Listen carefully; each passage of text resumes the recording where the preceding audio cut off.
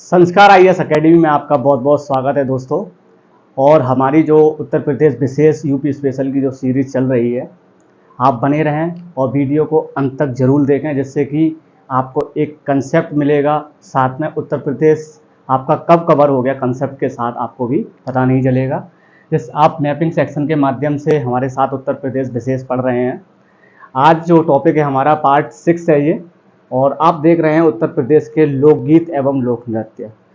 उत्तर प्रदेश में किस क्षेत्र में कौन सा लोकगीत और कौन सा लोक नृत्य होता है, साथ में इसका डिस्ट्रीब्यूशन कैसे हुआ उत्तर प्रदेश का। जैसे आपने सुना होगा पश्चिमी उत्तर प्रदेश है, अवध क्षेत्र है, रोहेलखंड है आपका, और बुंदेलखंड क्षेत्र है, बघेलखंड क्षेत्र है, पूर्वांचल है जो हम पूर्वी क्षेत्र बोलते हैं जिसको हम, ये पार्ट में बटा हुआ है।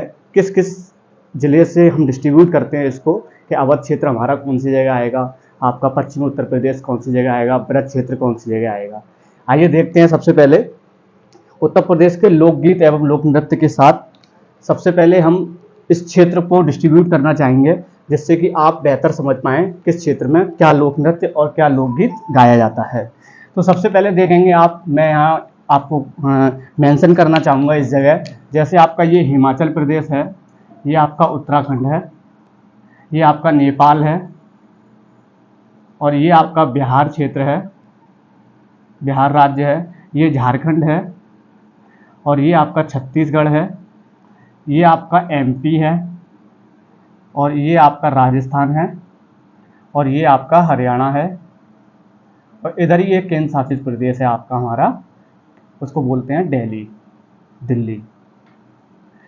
तो आप देखेंगे सबसे पहले हम स्टार्टिंग करेंगे पश्चिमी क्षेत्र की। पश्चिमी क्षेत्र में ब्रज क्षेत्र आता है। तो आप देखेंगे पश्चिमी क्षेत्र सबसे पहले यहाँ सहारनपुर है, सहारनपुर, मुजफ्फरनगर, उसके बाद मुरादाबाद, उसके बाद आपका क्या नाम है आपका बिजनौर, उसके बाद आप देखेंगे रामपुर, बरेली और आपका पीलीभीत। तो ये जिले बटे हुए हैं। तो हम सबसे पहले जो पीलीभीत है वो आपका ये नेपाल और उत्तराखंड का बॉर्डर है, तो यहीं से हम उसको देखेंगे इस तरीके से। और ये आपका आगरा है, यहाँ पर इस जगह आगरा है, ये वाला ये क्षेत्र। तो आप देखेंगे आगरा है, कन्नौज है, और आपका फतेहगढ़ है, यहाँ पर आपका शाहजहाँपुर है, और शाहजहाँपुर के बाद ये आपका पीलीभीत है। तो इस जगह से आप डिस्ट्रीब्यूट करेंगे इस जगह तक। तो ये आपका पश्चिमी उत्तर प्रदेश है। इस जगह पे एक क्षेत्र लगा हुआ है, ये वाला आपका देखेंगे जालौन है, ये वाला जालौन है, ये आपका झांसी है, ये ललितपुर है, और ये आपका महोबा है। इसके जस्ट ऊपर आप देखेंगे यहाँ पर हमीरपुर है, उसके बाद देखेंगे बांदा है, और ये आपका चित्रकूट है। तो इसमें क्षेत्र को ऐसे करके यहाँ से इस तरीके से मिलाऊंगा, तो ये आपका बुंदेलखंड क्षेत्र है। उसके बाद देखेंगे आप, ये सोनभद्र है, ये मिर्ज़ापुर है, ये प्रयागराज है। प्रयागराज और मिर्ज़ापुर के जस्ट ऊपर कौशाम्बी है। तो आप देखेंगे यहाँ से, इसके बाद जो आपका बलरामपुर है, यहाँ से लेके पीलीभीत से लेके, मतलब लखीमपुर खीरी से लेके स्टार्ट हो जाता है आपका, लखीमपुर खीरी से लेके बलरामपुर तक। बलरामपुर के बाद आता है सिद्धार्थनगर और महाराजगंज। तो हम सिद्धार्थनगर और महाराजगंज को छोड़ देंगे इस जगह से, ऐसे करके एक लाइन खींचेंगे यहाँ पर। तो आप देखेंगे बलरामपुर, ये प्रयागराज है, यहाँ पर अमेठी, सुल्तानगंज वगैरह और सुल्तानपुर वगैरह ये यहाँ पर क्षेत्र आता है। तो ये आपका कौन सा है, आपका ये है आपका अवध क्षेत्र। ये आपका पश्चिमी उत्तर प्रदेश है। उसके बाद ये वाला जो क्षेत्र है, 7 जिले आते हैं बुंदेलखंड में, ये आपका बुंदेलखंड है। और ये आपका पूर्वांचल है, ये आपका पूर्वांचल है।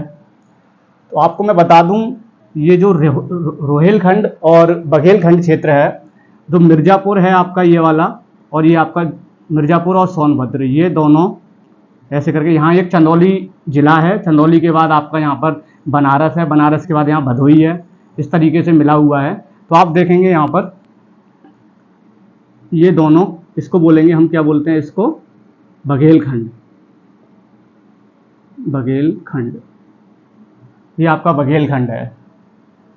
उसके बाद देखेंगे आप, पश्चिमी उत्तर प्रदेश में एक एरिया है बरेली, जो सटा हुआ है रामपुर से। तो वो आपको जो ये क्षेत्र है पीलीभीत के जस्ट बराबर से इस जगह, तो यहाँ पर आपको मिलेगा, इसको हम बोलते हैं रोहेलखंड। कभी कभी परीक्षा की दृष्टिकोण से हमें डिस्ट्रीब्यूशन पूछ लेता है कौन सा क्षेत्र कौन सा है।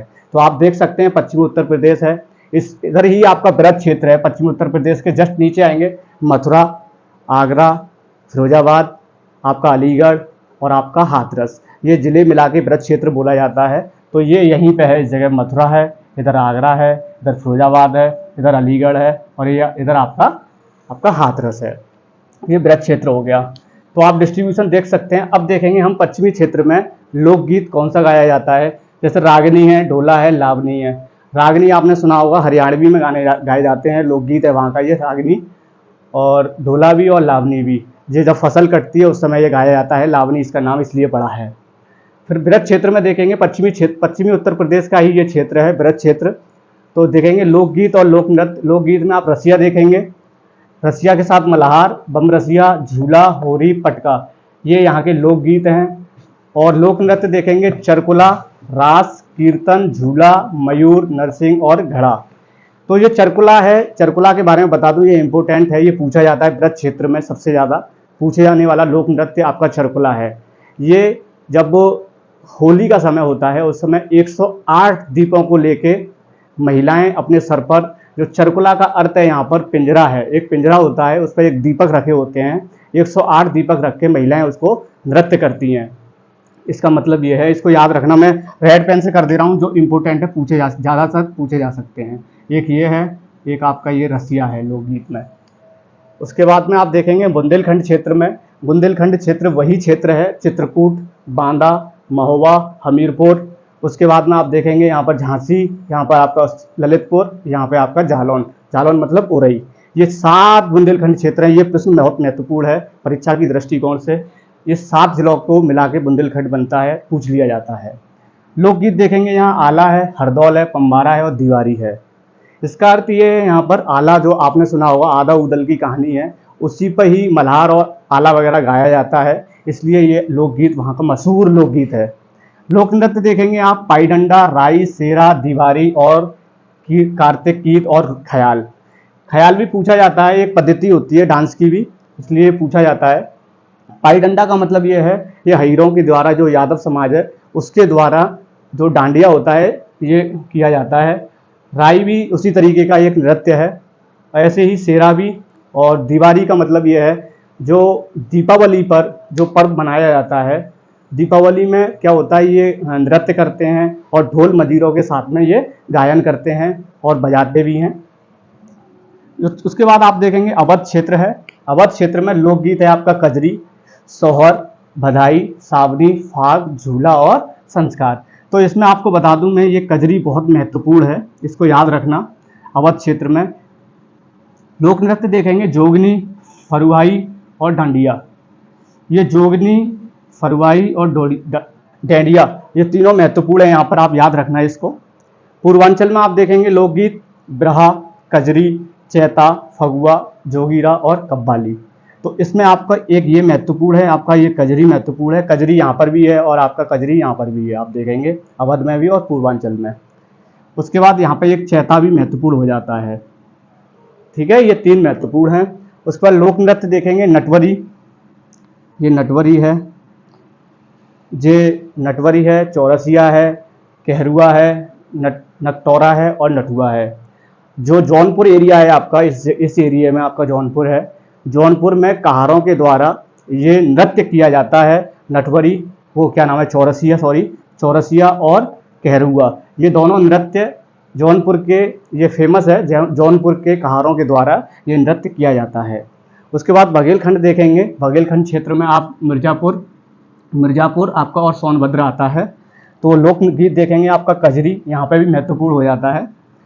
फिर उसके बाद देखेंगे लोक नृत्य कर्मा, सैला और सेरा, चोलर और उसके बाद डांडिया और डरकरही।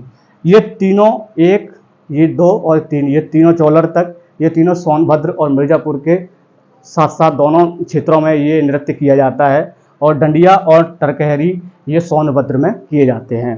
तो मुझे विश्वास है कि आप इसको वीडियो को अंत तक देखेंगे और कमेंट के माध्यम से हमें सुझाव देंगे और इस चैनल को लाइक एंड सब्सक्राइब कर सकते हैं। ऐसी वीडियो के लिए आगे बने रहें। Thank you.